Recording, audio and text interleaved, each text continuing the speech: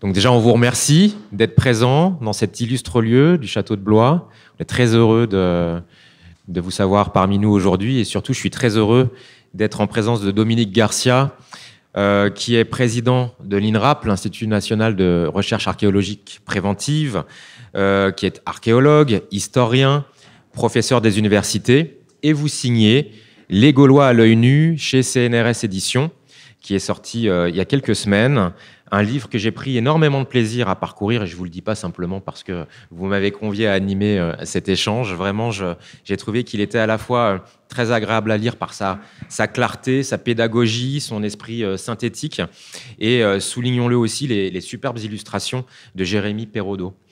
Alors, ce qui singularise votre approche, c'est vraiment ce dialogue constant que vous établissez entre les sources historiques traditionnelles et les découvertes archéologiques, ce qui permet au final de poser un regard neuf et de proposer une lecture, je dirais, plus précise et enrichie de l'histoire de la civilisation gauloise.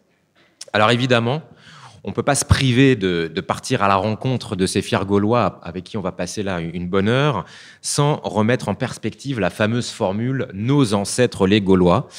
A-t-elle seulement un sens au vu de la pluralité, au vu de l'ancienneté de nos racines, que vous mettez bien en lumière dans votre travail? Bon, merci beaucoup Eric, je vais répondre, je vous promets, à toutes vos questions, mais avant je voudrais vous remercier toutes et tous d'être là. Et donc on va effectivement échanger avec Eric Pincas, que je remercie d'avoir accepté l'invitation de CNRS Éditions pour animer cette rencontre. Et puis on vous laissera un peu de temps pour poser quelques questions, si on peut y répondre.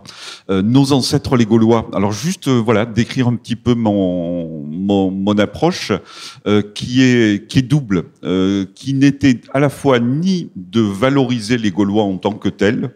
Pour moi, c'est un objet archéologique comme un autre, et je ne suis là ni pour défendre, ni pour écraser les Gaulois, mais juste de les mettre à leur bon niveau. Donc, du coup, par rapport à cette formule « nos ancêtres les Gaulois », dire deux choses qui, je crois, devraient faire l'unanimité. Oui, les Gaulois sont nos ancêtres. Ils le sont comme les Francs, ils le sont comme les populations antérieures de l'âge du bronze, ils le sont comme des populations antérieures du néolithique, ils le sont presque comme le premier Africain qui est sorti d'Afrique et qui ensuite, humain parmi les humains, a essayé de conquérir le monde. Donc oui, les ancêtres sont nos Gaulois, mais en revanche, ils ne sont pas uniquement les seuls ancêtres que nous ayons, que nous soyons nés ici et nos familles ou ailleurs. Voilà, ça c'est le premier point. Et le deuxième point, peut-être plus nuancé encore, c'est oui, les Gaulois sont les ancêtres des Français, mais ils sont aussi, paradoxalement, les ancêtres d'autres populations. Il y a des Gaulois dans le nord de l'Italie, et donc, du coup, on pourrait presque dire que pour un Italien, nos ancêtres les Gaulois. Il y a des Gaulois en Belgique, il y a eu des Gaulois en Suisse. Donc, les ancêtres les Gaulois des Français, mais aussi les Gaulois ancêtres d'autres peuples. Et si j'allais un peu plus loin, mais peut-être on y reviendra, certains d'entre vous s'intéressent peut-être au football, certains d'entre vous connaissent l'université de Turquie qui s'appelle le Galatasaray.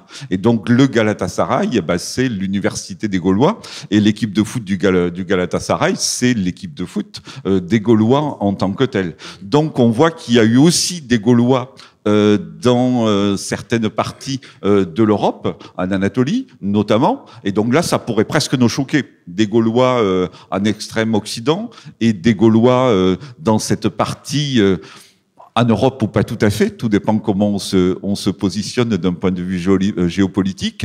Et donc on pourra revenir sur cet autre point, c'est que le terme gaulois veut dire quelque chose en gaulois.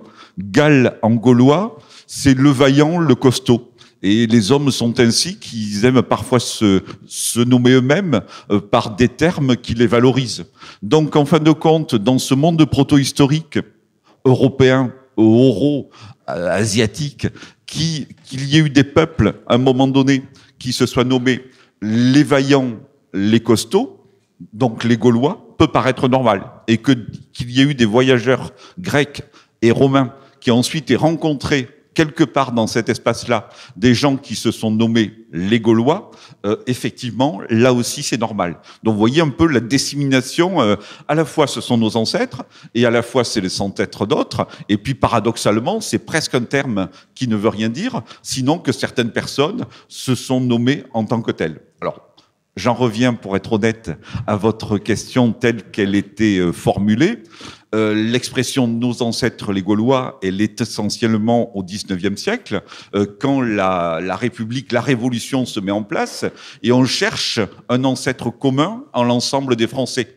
Pour les rois, il n'y avait pas de souci, ils descendaient des Francs, des vainqueurs, et le tiers-état était quelque chose qui était antérieur, des autochtones, et quand la Révolution se met en place, il faut quelque chose pour justifier en fait une unité de la France, et on va chercher tout simplement le peuple le plus anciennement nommé dans les textes. Et comme le peuple le plus anciennement nommé dans les textes, à la Révolution, on retrouve le terme de Gaulois, c'est à ce moment-là que cet espace est renommé la Gaule et que les populations antérieures s'appellent les Gaulois.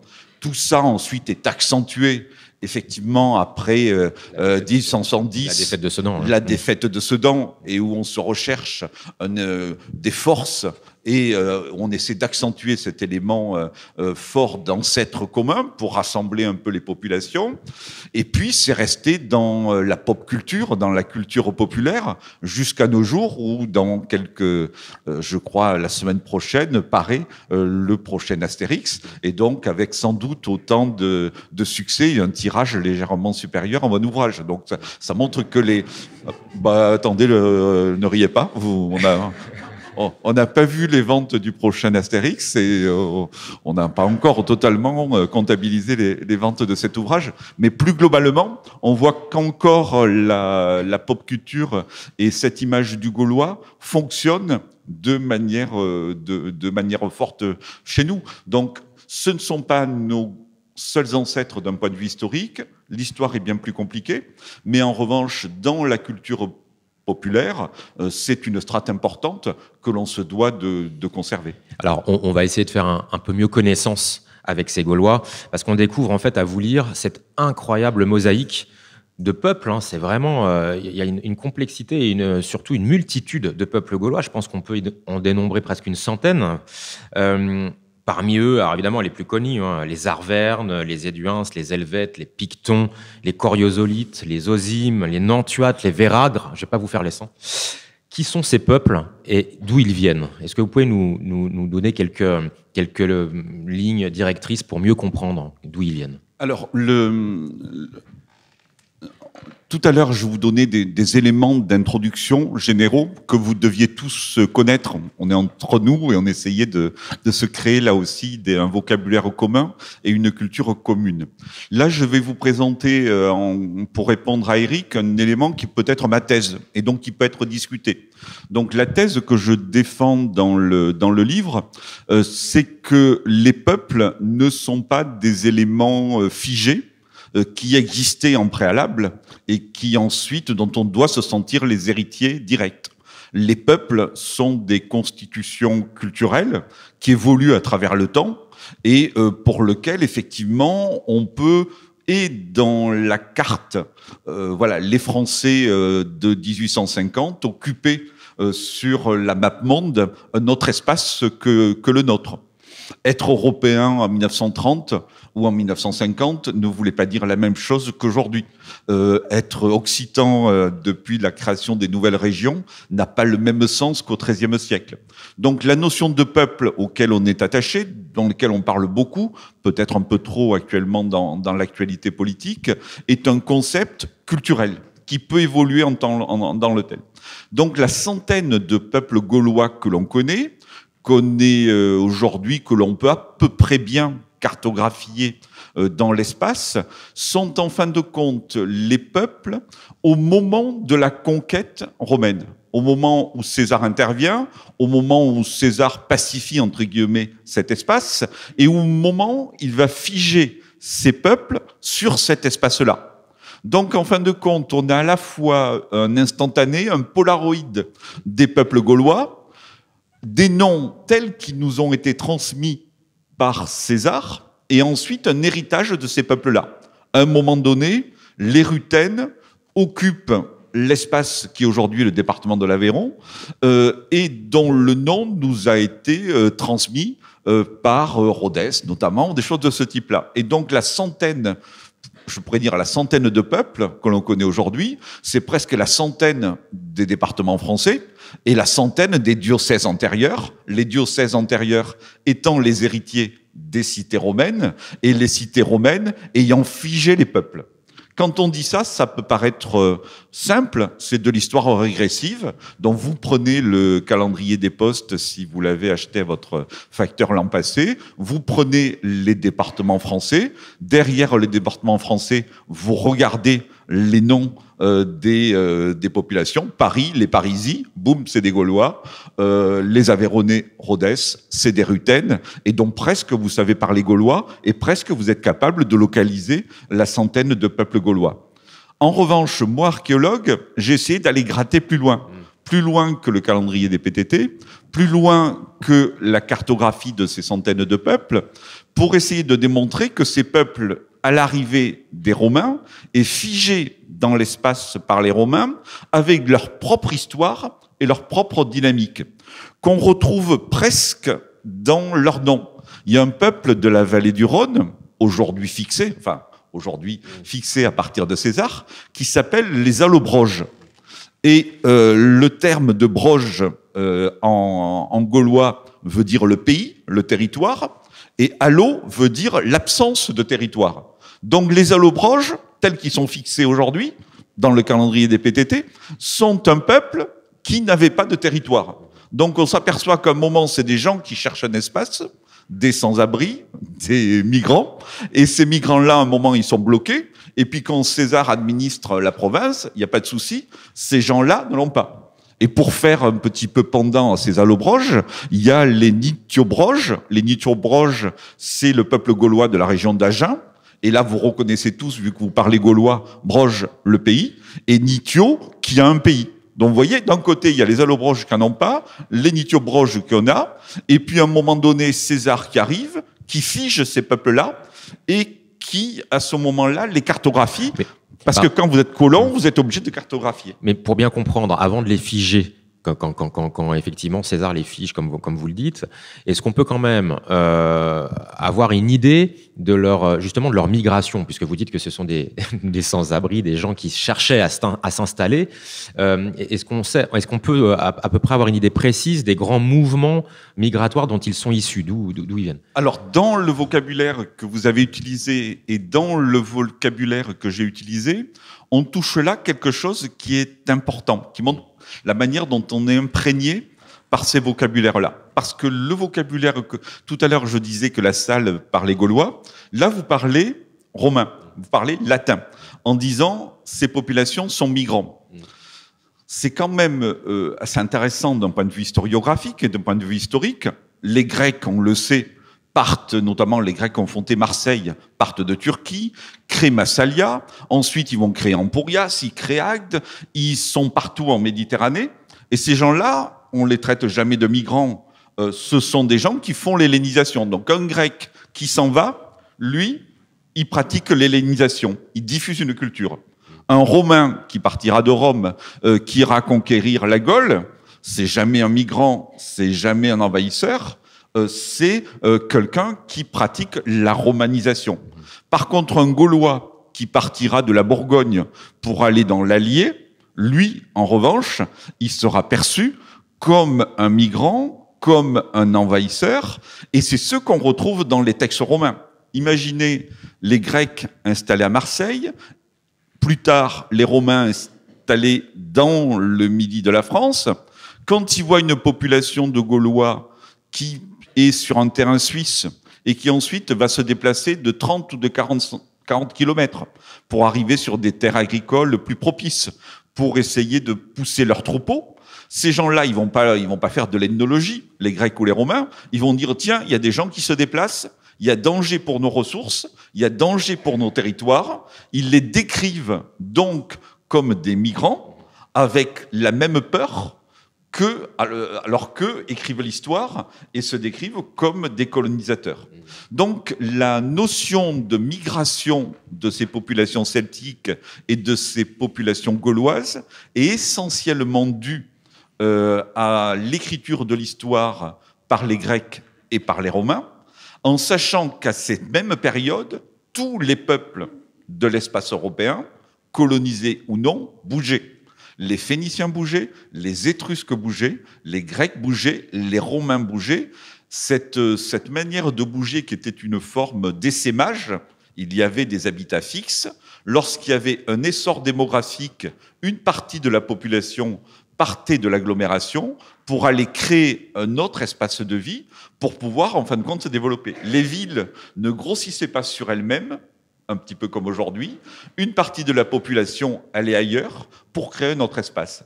Et donc cette vision des peuples colons sédentaires et des Gaulois qui bougeaient beaucoup est essentiellement une vision historiographique. Et je termine, je vais essayer d'être un peu plus court dans... J'ai plein de questions, alors. Pardon. Et malheureusement, parfois je n'ai pas de réponse, et là j'en avais une. Et pour cet aspect de peuple, ce que je voulais préciser par rapport à ce que je disais tout à l'heure, la carte des peuples gaulois aujourd'hui est fixée suite à la romanisation. Quand César arrive, il y avait des populations qui étaient déjà fixées, parce qu'elles avaient trouvé un territoire comme nos Nitiobroges qui leur convenait, et d'autres qui continuaient à bouger et qui pouvaient représenter un guerrier. Et dernier élément, l'intervention de César en Gaule en 57 avant Jésus-Christ est justifiée. Il justifie le début de la conquête parce que les Helvètes, qui sont des populations qui habitent dans le plateau suisse, commencent à bouger. Et donc, il se dit, ils bougent, ils pourraient venir chez nous, donc on va y aller un petit peu pour calmer un petit peu leur ardeur. Donc c'est ce qui va justifier la conquête. Donc si on vous suit bien, en définitive, c'est César qui invente la Gaule. Alors, c'est me flatter de dire ça, puisque cette phrase-là, César invente la Gaule, elle est due au grand historien et archéologue et mon maître, en l'occurrence Christian Goudineau, qui était prof à Aix et qui ensuite était prof au Collège de France. Et Christian Goudineau, dans les années 90, effectivement, publie un article pour dire que César invente la Gaule, parce qu'en fin de compte, César, quand il va intervenir dans cet espace qui était mal défini, avec des populations qui étaient mal fixées, lui, César général, va devoir intervenir en militaire. Et ce que fait d'abord un militaire, c'est de définir son champ de bataille. Et donc, il va dire, j'interviens là, voici la Gaule, d'un côté, il y a les Pyrénées, de l'autre, il y a l'océan, et puis il y a un endroit où elle se termine, qui est le Rhin, au-delà, c'est les Germains. C'est-à-dire, il va dessiner un petit peu cette carte de la Gaule, cette carte de la France, en mettant la limite à un endroit où géographiquement, il lui semblait avoir un flou, en l'occurrence le Rhin, pour ne pas avoir, en fin de compte, à conquérir l'espace européen dans son entier. Donc, d'où le fait que c'est lui qui va, à un moment donné, figer cet espace-là et le fixer. Et quand je vous dis que c'est Christian Goudineau qui a décrit pour la première fois ces éléments dans les années 1990, c'est parce que c'est une période où l'Union européenne avait quand même fait quelques petits pas, quelques petits progrès, et que donc un professeur au Collège de France pouvait écrire ça sur des sources archéologiques et historiques indéniables. En revanche, le même professeur au Collège de France, Camille Jullian, en 1900, après la défaite de Sedan et avant la guerre de 14, si Camille Jullian, mais c'était pas dans sa nature, s'était adressé à une salle du Collège de France pour dire il n'y a pas de frontière au Rhin et on est gaulois de part et d'autre, très probablement que sa carrière aurait été un brin diminuée. Alors que Jullian avait les informations historiques, avait les textes et avait aussi quelques informations archéologiques. Alors, remontons quelques siècles avant César, parlons un peu des Grecs, puisque les Grecs ont baptisé ces peuples qu'ils percevaient comme des barbares, les Keltoi, je crois qu'on prononce comme ça, autrement dit les Celtes. Et on a très tôt assimilé Gaulois et Celtes comme une même entité, si l'on se fie aux écrits, notamment, vous le mentionnez dans votre ouvrage, du géographe et voyageur Pausanias. On est au IIe siècle avant notre ère. Est-ce que vous pouvez nous éclairer sur cette question? est-ce qu'il y a une distinction à faire entre Celtes et Gaulois ou est-ce que c'est la même chose? Alors, question de néophyte. Hein. Question de néophyte. Je vais essayer de répondre simplement, même si c'est une question compliquée. On l'a dit tout à l'heure, les Gaulois, pour faire simple, c'est les gens qui s'appellent les costauds. Ensuite, les Gaulois dont on parle aujourd'hui, c'est les gens qui s'appelaient les costauds dans un espace dessiné par un militaire en disant « moi, je vais juguler les costauds dans cet espace-là ». Et donc, du coup, César élimine les autres en tant que tel. Et reste que César dit « ces gens-là qui s'appellent les Gaulois, avant s'appelaient les Celtes, et dans leur langue s'appellent les Celtes. » Là, le dossier devient un peu plus compliqué. On s'aperçoit qu'il y a une stratigraphie. Les Romains, en latin, appellent ces populations les Gaulois, les Galates, les Galli. Et les populations antérieures qui écrivaient l'histoire, les Grecs, appelaient ces populations les Celtes, les Keltoi. Donc on a, si vous voulez presque, on pourrait faire simple, les Grecs appellent ces gens-là les Celtes, les Romains appellent ces gens-là les Gaulois. À part que les Gaulois vont explorer cet espace-là, vont le conquérir, et donc vont réduire l'espace pour lequel les Grecs, eux, voyaient des Celtes. Est-ce que vous me suivez toujours? Donc, pour les Celtes, que les Grecs voyaient les Celtes. Quand les Grecs arrivent dans cette partie occidentale de l'Europe, la fin du 7e siècle, ils se retrouvent dans un espace inconnu en tant que tel, peuplé de ces populations gauloises ou celtes, et un espace qui n'était pas nommé en tant que tel et que eux-mêmes vont nommer. Si je vous disais tout à l'heure que gaulois veut dire quelque chose en gaulois, en revanche, celte ne veut rien dire en celte. C'est-à-dire qu'en fin de compte, c'est pas un nom que les Celtes pouvaient traduire en tant que tel, et c'est pas un nom qu'ils se sont donné eux-mêmes, c'est un nom qui leur a été donné. Et donc l'hypothèse actuelle est que le terme de celte est un nom qui a été donné par les Grecs à cet espace. Ils arrivent dans cette région-là, ils l'abordent. En grec, keltiké peut dire l'espace abordé, un petit peu comme Christophe Colomb découvre l'Amérique et la croit être en Inde et donc nomme ces populations les Indiens. Donc les Grecs arrivent, ils voient un espace qu'ils connaissent mal, ils le nomment keltiké en tant que tel.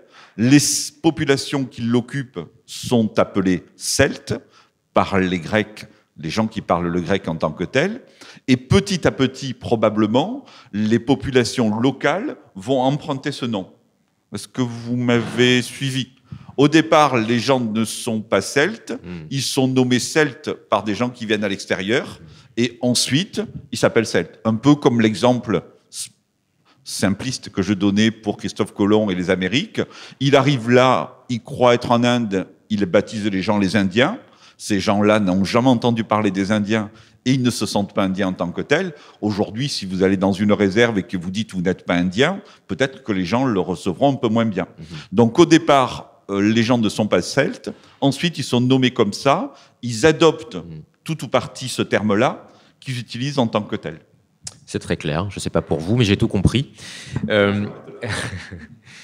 J'avais une question là, vraiment qui concerne l'archéologie pure. C'est comment l'archéologie témoigne-t-elle de la manière dont ces peuples gaulois ont dessiné nos paysages? Parce qu'on lit souvent qu'effectivement, nos paysages, nos champs, nos cultures, etc., tout ça est un legs, d'une certaine manière, on va dire, de l'occupation territoriale gauloise. Alors, merci Eric, d'autant plus que moi j'avais préparé quelques images parce que je suis archéologue et puis pour vous montrer un petit peu ce qu'il y a dans le livre.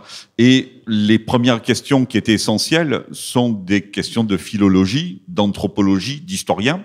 On peut en discuter entre nous, j'en suis pas le plus grand spécialiste, mais ce cadre devait être posé en tant que tel. Ce qu'a changé l'archéologie, et peut-être l'archéologie depuis ces 20 dernières années, parce qu'il y a eu des grands travaux, et les archéologues ont suivi ces grands travaux, c'est qu'on a multiplié les sources et la manière dont on peut lire aujourd'hui ces populations celtiques. C'est-à-dire, pendant un moment, Camille Jullian et presque Christian Goudinot n'avaient que les textes et quelques documents. Ces 20 dernières années, les sources archéologiques se sont multipliées en grand nombre. On a réalisé ce qu'on appelle des diagnostics le long des autoroutes, le long des canaux, le long des lignes TGV.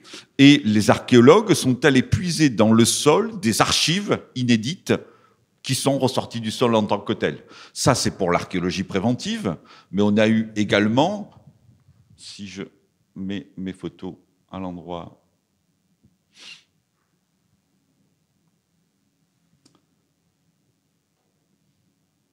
Oui, je sais, normalement, tout le monde sait le faire, moi aussi. Donc ça, c'est... Oui, qu'est-ce qu'on voit là? Ça, c'est des grands diagnostics qui permettent d'explorer des paysages, c'est-à-dire que là où on n'avait que quelques sites gaulois, Nîmes, Alésia, Gergovie, aujourd'hui, c'est tout le territoire national qui est devenu un site archéologique dans lequel on extrait des données. Nos collègues, sur des fouilles programmées, ont pu fouiller en extension des villes gauloises. Ici, on est sur le site du Mont Lassois à Vix, en Bourgogne. La géophysique a permis de ratisser le sol et de voir, en fin de compte, à quoi ressemble une ville gauloise. On a pu fouiller en bas à gauche, la maison de la fameuse princesse de Vix. Donc, on a aujourd'hui des informations sur le sol, le sous-sol, la nature de l'habitat de ces Gaulois. On va y arriver. On a pu retrouver des vestiges, mettre en œuvre des méthodes d'analyse moderne pour en savoir un peu plus. On a retrouvé beaucoup plus de statues gauloises depuis 20 ans que l'on en connaissait depuis 2 siècles. Des découvertes récentes à Trémuson, en Bretagne, à Artenay, près d'ici, ont renouvelé ce corpus de manière significative. Là où naguère, quand on parlait d'archéologie, on parlait de statues, de beaux vases, de bracelets, aujourd'hui les archéologues étudient les pollens, étudient les restes osseux. Donc on a multiplié le nombre d'archives. Chaque site archéologique est devenu une nouvelle bibliothèque que les archéologues arrivent à percevoir en tant que telle.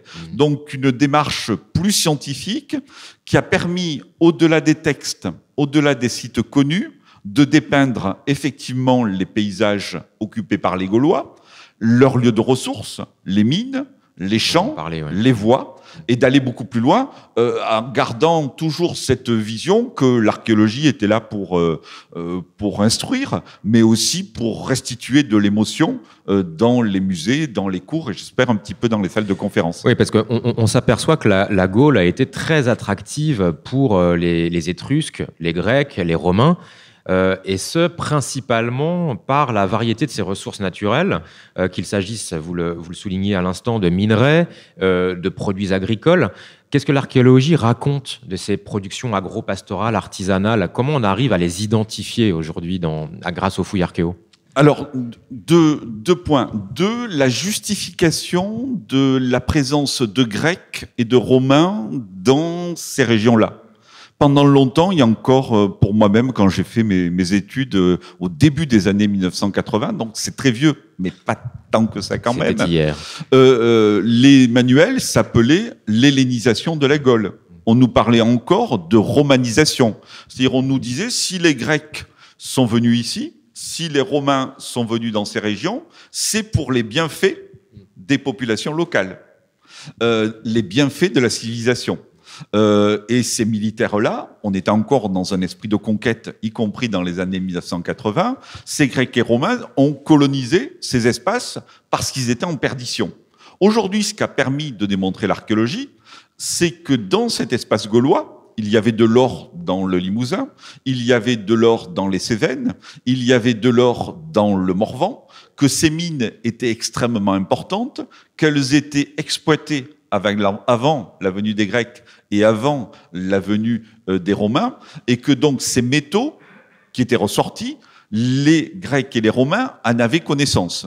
et que donc les interventions militaires, les installations coloniales n'avaient pas pour but uniquement de conquérir un espace et de dessiner cet espace, mais bien de s'approprier tout ou partie de ces richesses.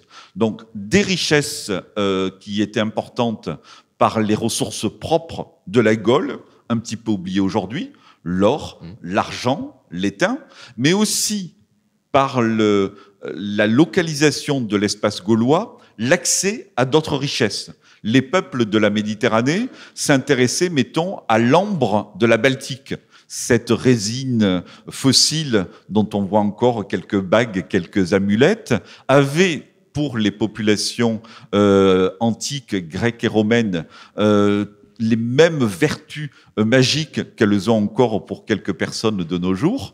Et donc pour les Grecs et les Romains, avoir accès aux ressources en ambre de la mer du Nord était quelque chose d'extrêmement important. Et pour ça, ils devaient s'installer en Gaule, ils devaient maîtriser le commerce en ce siècle-là. Plus ces cités grecques et ces cités romaines qui fonctionnaient avec l'esclavage, et les esclaves, c'est plus pratique d'aller les prendre ailleurs, plus des cités qui devenaient importantes, et il était là aussi important d'avoir des ressources en blé pour nourrir les cités. Donc ce qui a justifié la présence grecque en Occident, ce n'est pas la volonté d'hellénisation, mais bien l'accès aux ressources. Ce qui a présidé la présence romaine en Occident, c'est bien l'accès à ces ressources. Et donc, ce n'est pas une vision idéologique, vu que l'archéologie aujourd'hui permet de retrouver ces mines, je le disais tout à l'heure, mais elle permet également de retrouver les champs. Ça, c'est les images auxquelles vous n'aurez pas droit. Voilà. Chose magique, aujourd'hui, on arrive à retrouver les champs de vignes, on arrive à retrouver les champs de céréales, avec les chemins, avec les bordures. Alors, c'est moins magique que un beau torque, c'est moins magique que le vase de Vix que vous avez vu passer de manière subliminale, mais en revanche, ça permet de voir tout ce qui est parti de la Gaule pour alimenter le commerce en Étrurie et en Grèce. Et ça, c'est, la magie de l'archéologie aujourd'hui. Parfois de beaux objets, une statue à Trémuson, parfois de beaux vases, de très beaux vases à Lavaux, mais surtout l'analyse des contreparties et donc la valeur géopolitique de cet espace gaulois et tout ce qui a donné du sens à l'histoire. Alors, il y a quelque chose d'assez ludique lorsqu'on commence à observer de près le nom de ces peuples gaulois, c'est que, en fin de compte, ils ont laissé leur empreinte dans ce qu'on désigne comme étant la toponymie, à savoir le nom de nos villes, de nos villages. Est-ce que vous pouvez nous donner quelques exemples comme ça en essayant de faire un petit tour de France, je dirais, très rapide de quelques peuples avec des noms de villes et de villages dont on arrive à retracer aujourd'hui je dirais l'étymologie, quoi. Alors là, vous abordez un élément, auquel je faisais référence tout à l'heure, c'est que le gaulois est encore vivant. Pendant longtemps, on nous a dit effectivement, là aussi, c'est la force de l'envahisseur, la force du conquérant. On parle français, donc si on parle français, on parle latin, et donc le gaulois a totalement été écarté. Aujourd'hui, des spécialistes, des philologues comme Xavier Delamarre, etc., ont démontré qu'il y a certains termes qui existent dans la langue française, qui sont issus du gaulois et qui n'existaient pas, lequel il n'y avait pas d'équivalent en latin. Alors les termes, c'est pas de la toponymie, c'est des mots communs, mais on reviendra sur la toponymie. Voilà, le mot alouette, qu'on n'emploie pas tout le temps, est un mot gaulois, est venu en français par le gaulois et non pas par le latin. Le mot ambassadeur, ce qui n'est pas rien aujourd'hui, et qui là est peut-être plus moderne que la gentille alouette. Le mot ambassadeur est un mot gaulois, parce qu'il y avait effectivement des gens chargés de négocier, d'avoir ce travail d'ambassade. Et le mot d'ambassadeur est passé en latin et ensuite est passé en français, mais d'origine gauloise. Le mot chariot, le mot charrette, le mot carriole c'est des éléments qui viennent du gaulois en tant que tel. Donc dans notre vocabulaire quasiment de tous les jours, on emploie des mots gaulois sans le savoir, c'est important. Ensuite, il est figé dans les noms des montagnes, dans les noms des rivières, dans les noms des villes, dans les noms des peuples. Alors, je citais le cas des Parisiens, quand même. Parisis. Les Parisis en tant que tels. On a les Namnettes à Nantes. On a les Arvernes avec l'Auvergne, bien entendu. On a les Rutènes, je citais tout à l'heure à Vérotès. En fin de compte, on l'a à peu près, on l'a partout. Peut-être il y aurait aussi un élément, il y a un terme gaulois, Dunon, qui veut dire forteresse. Alors là, on dira Dunon, forteresse, comme un bel exemple, c'est pas Garcia, il est pas très pédagogue.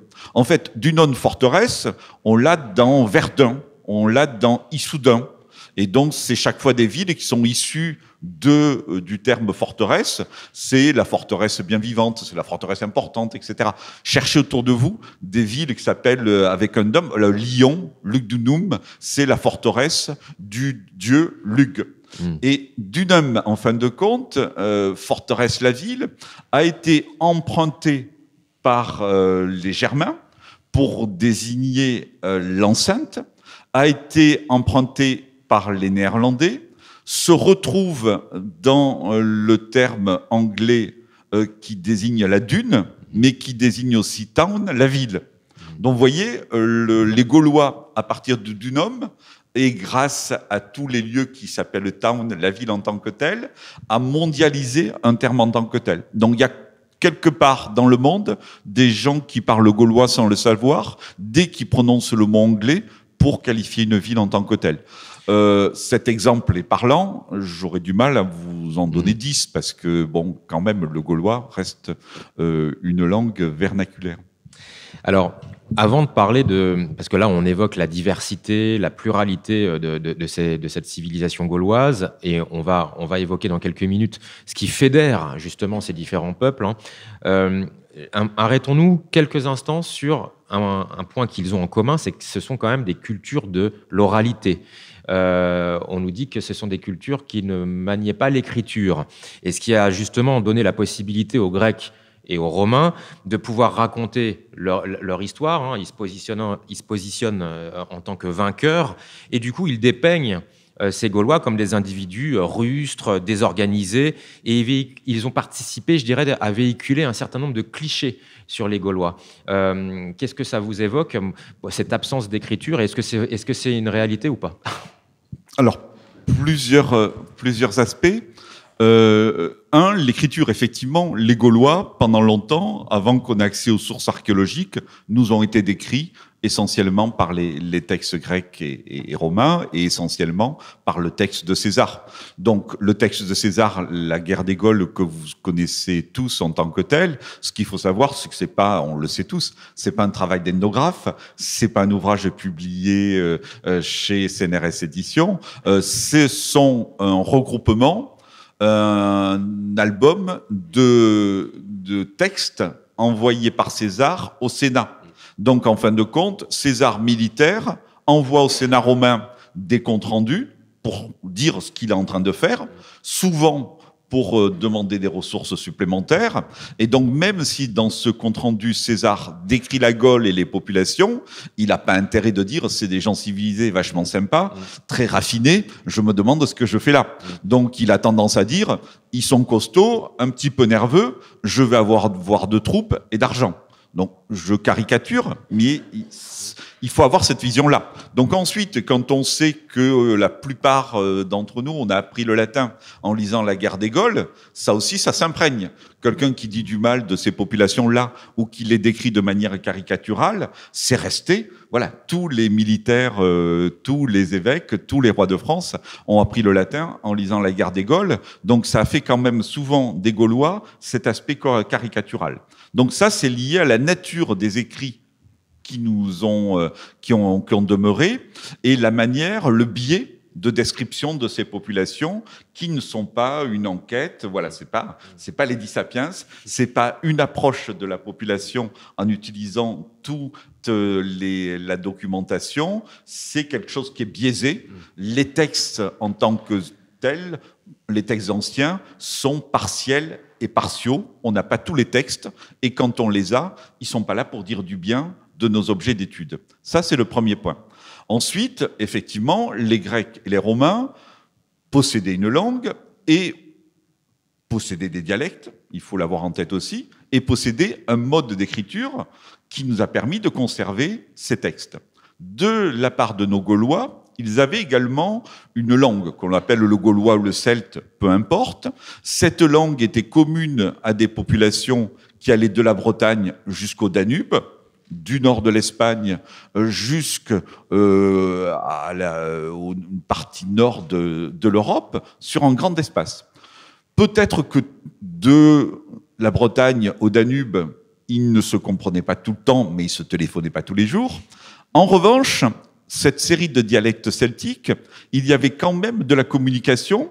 On le sait avec un élément intéressant, c'est que pendant la guerre des Gaules, le César a employé un Gaulois du Midi, le père de Troc-Pompée, comme interprète quand il arrive dans des réunions nordiques. C'est-à-dire qu'il y a des populations du Midi qui parlent gaulois, et ces populations du Midi qui parlent gaulois, peut-être, pardon, avec un accent méridional, quand ils arrivent en Champagne, ils arrivent à échanger avec les populations sur place. Donc là aussi, le coût des populations éclatées, disséminées sur des territoires, c'est des gens qui pouvaient se comprendre. Ça, c'est un atout. En revanche, ils n'avaient pas effectivement une écriture. Ce qu'on sait aujourd'hui, et on en a quelques documents, c'est qu'ils ont parfois emprunté des alphabets étrangers pour écrire leur propre langue. Donc, on n'a pas d'écrit gaulois en écriture gauloise parce qu'il n'y avait pas d'alphabet gaulois, mais on a quelques écrits gaulois en écriture étrusque dès le 7e siècle avant Jésus-Christ, donc à une période ancienne. On a des écrits gaulois en langue grecque, en écriture grecque. On peut voir à quoi ça ressemble ou vous avez des visuels? Alors, mal rangé parce que je n'étais pas au courant des questions. C'est dur de faire un exposé dans ces cas-là, mais voilà, j'ai ça. Mais on a des écrits donc gaulois en langue latine. Alors ça, c'est une des découvertes archéologiques qui m'a donné le plus d'émotion. C'est des traces d'écriture gauloise en langue grecque découvertes sur le site de Latte, près de Montpellier. On est en Languedoc, on a là un site dans lequel vivaient des Gaulois, et des Gaulois ont écrit en gaulois, donc on a des noms écrits en gaulois, sur des céramiques. Souvent, le nom est simple, c'est juste le nom de propriété. Voilà. Ma grand-mère espagnole savait écrire qu'un seul nom, savait écrire qu'une seule chose, c'était son propre nom pour signer le mandat au facteur. Voilà, c'était la seule chose. Et donc là, c'est à peu près la même chose. C'est peut-être pas des gens qui écrivaient beaucoup, mais sur leur assiette, ils mettaient leur nom, le nom est en gaulois, et il est écrit en caractère grec. Donc ils ont appris, ils ont utilisé ça. Chose merveilleuse sur ce site, ils écrivaient leur nom sur des assiettes, mais sur des assiettes cassées, il y a un Gaulois qui a écrit un abécédaire. C'est le document que vous avez en bas à gauche. Si vous arrivez à lire, vous arrivez à lire alpha, bêta, gamma, etc. Donc on a un abécédaire. Mais vous qui êtes spécialiste du grec, quand vous regardez l'abécédaire pourtant complet que vous avez sur ce tesson qui a servi d'ardoise, vous me dites quand même, l'abécédaire, il est un petit peu bâclé. Alors du coup, comme vous me dites ça, ça me vexe. Et je vous en remets l'abécédaire bâclé entier en haut à gauche, et en bas à droite, il y a un abécédaire plus petit, malheureusement il n'est pas entier, et cette fois-ci il n'est pas bâclé, vous voyez les lettres bien décidées. Donc à Latte, au IIIe siècle, début du second siècle avant Jésus-Christ, il y a quelqu'un qui sait écrire l'alphabet grec, qui prend un tesson, comme une ardoise, et qui parfaitement écrit l'alphabet grec. C'est l'ardoise du maître. Et à côté, il y a l'élève qui prend un autre tesson et qui dit « moi j'ai compris ». Alpha, bêta, gamma, il s'applique au début et après il écrit un peu moins sur le reste de l'ardoise. Donc on a les traces de l'apprentissage du gaulois en milieu gaulois avec l'alphabet grec, l'ardoise du maître et l'ardoise de l'élève. Je termine là-dessus en 10 secondes pour vous dire que les maîtres sont toujours comme ça un petit peu vicieux. Et quand on a découvert ces éléments, assez heureux, on arrive à lire l'alphabet, On voit l'hésitation sur celui de gauche. On écrit la petite histoire que je vous raconte là. Mais comme on n'est pas très savant, on ne comprend pas pourquoi sur l'ardoise du maître, il y a alpha, bêta, gamma, et au milieu, il y a un truc où il y a marqué Knax. Alors on s'est dit, mais pourquoi il est allé marquer Knax au milieu de l'abécédaire, le maître? Et là, on demande à des spécialistes, et le spécialiste dit, on connaît un papyrus en Égypte dans lequel il y a un abécédaire, il y a marqué Knax. On connaît un autre texte en Italie dans lequel il y a un abécédaire marqué Knax. Et Knax est un mot qui est difficile à écrire et à lire, et donc c'est un mot pour l'apprentissage. Donc des petits Gaulois dans le Midi ont appris le grec avec les mêmes exercices qu'en Égypte et qu'en Sicile, en utilisant le terme de Knax. Et puis donc je vous ai appris le mot Knax, qui en grec veut dire petit lait, ce qui montre le côté vicieux de l'apprentissage de toutes les langues, où on oblige l'élève à apprendre des mots dont on ne se sert pas tous les jours. Voilà. Merci pour cette petite leçon d'écriture. Le temps passe terriblement vite, il nous reste 10 minutes. Il y a une question quand même qui me paraît essentielle, on le disait tout à l'heure, donc c'est cette diversité, cette pluralité des peuples gaulois. Donc est-ce que vous pouvez nous dire en quelques mots, je sais que c'est une gageure parce que le sujet est extrêmement vaste, mais qu'est-ce qui, quelque part, rassemble, fédère ces différents peuples gaulois? Qu'est-ce qui va constituer une forme de culture commune? Alors, la culture commune de ces populations proto-historiques, de la Bretagne au Danube, aujourd'hui, c'est la langue. Donc, c'est effectivement cette langue celtique qui semble commune à l'ensemble de ces populations-là. C'est également la religion, semble-t-il, ces populations naturalistes avec des religions dont les dieux n'avaient pas apparence humaine, ils l'avaient localement. C'est un art qui se caractérise par l'abstraction et qui réinterprète parfois des modèles classiques, mais qui les unit en tant que tels. C'est des modes de vie agro-pastoraux, c'est la pratique de l'essaimage quand la population devient importante, c'est peut-être aussi des structures politiques à des échelles locales, un terme qu'on emploie aujourd'hui aussi en français, un terme pourtant très commun, le terme de pays vient du gaulois pagus, et pagus, c'est l'espace, en fin de compte, qui est visible d'un regard. Donc, c'est ce qu'on peut entourer d'un regard. C'est le canton, en fin de compte.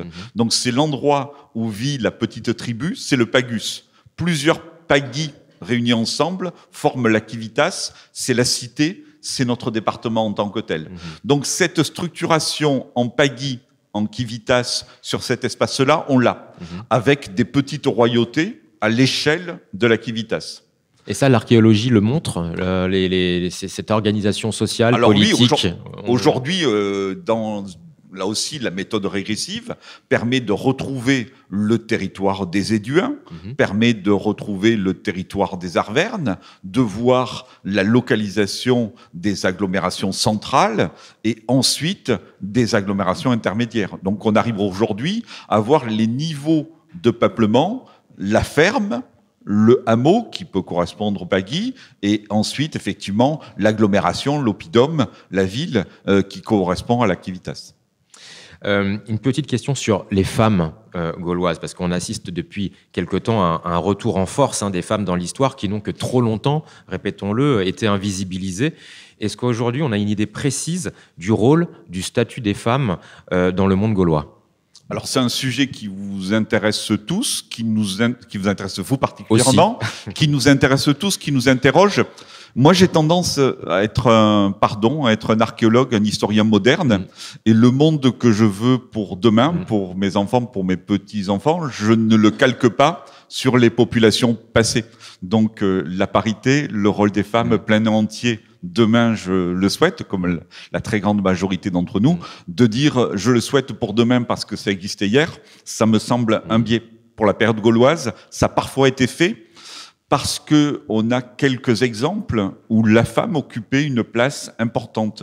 Mais je serais bien en peine de vous dire que cette place importante, ponctuelle, était une place qu'on pouvait généraliser.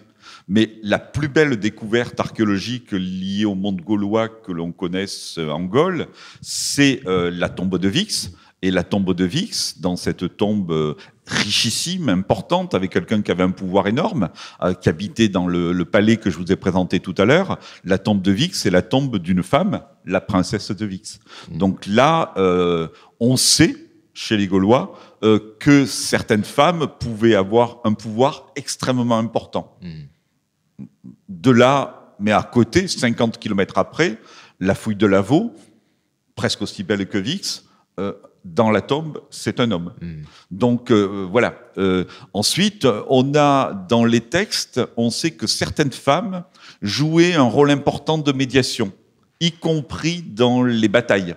Les textes anciens nous en parlent, il y a un conflit, on se bat, des femmes interviennent et ont un rôle important pour voir ce qui se passe, donnent presque le droit, et la bataille peut s'arrêter. Donc elles ont ce rôle-là en tant que tel.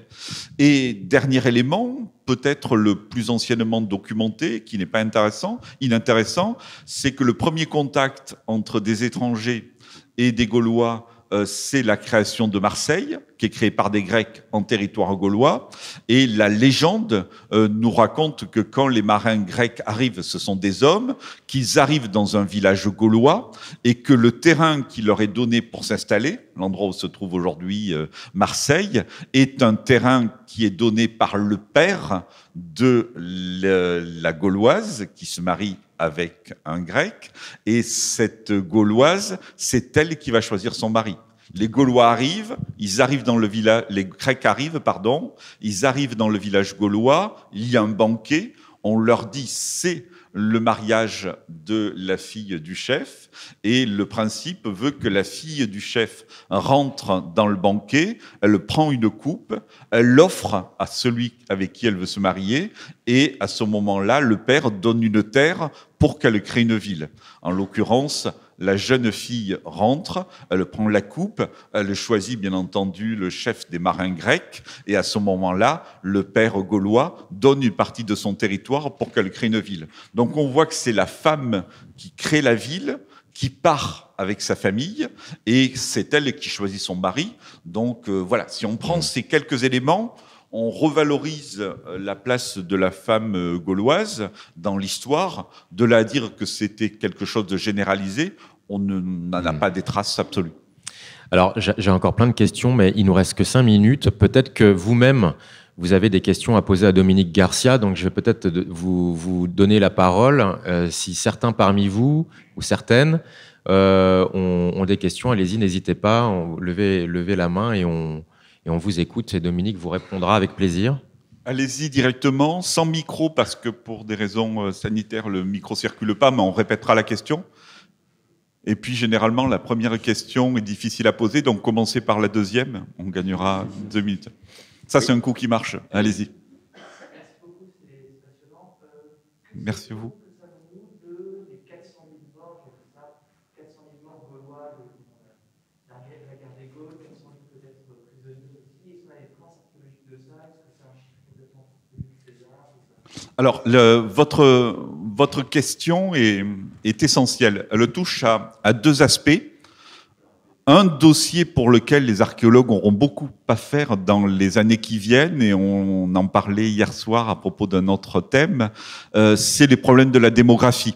Aujourd'hui, on sait cartographier la Gaule, on sait la documenter culturellement, mais presque l'essentiel, qui sont les hommes et les femmes, on a du mal à les comptabiliser.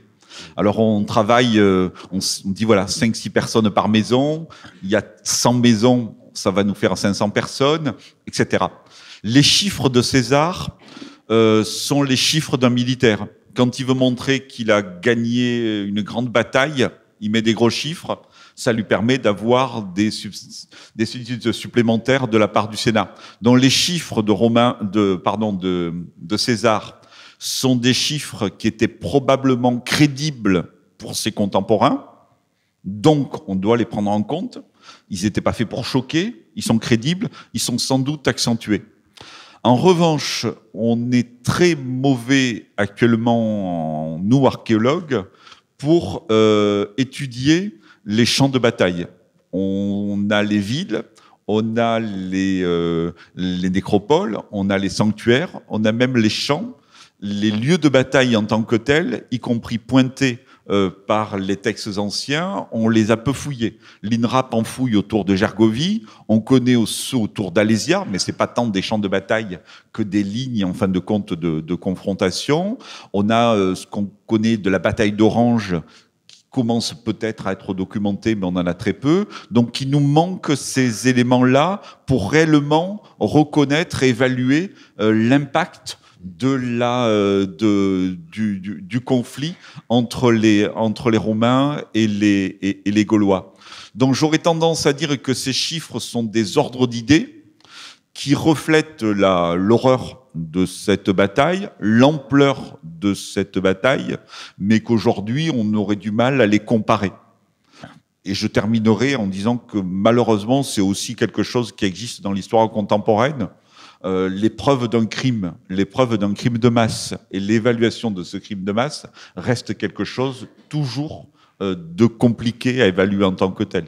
Presque c'est l'émotion, l'horreur et les résultats, parce que si effectivement les Romains ont pu s'implanter et régner, politiquement avoir du poids dans cet espace, c'est qu'effectivement ils avaient quand même diminué la puissance des populations. J'espère qu'on ne nous en voudra pas si on déborde de 2-3 minutes, mais on va peut-être prendre encore une question quand même. Est-ce que l'un ou l'une d'entre vous a encore une question à poser? Aucune? C'est bon? Alors, oui. Alors, on arrive donc au bout de cette heure d'échange très riche. On aurait pu en parler pendant 2 heures, 3 heures, tellement c'est passionnant. Si vous voulez échanger avec Dominique Garcia et vous procurer son ouvrage, il va vous le signer. Je crois que c'est juste à la sortie de la salle, je crois, que ça va se passer. Voilà, juste là, on va vous faire signe. Donc, n'hésitez surtout pas.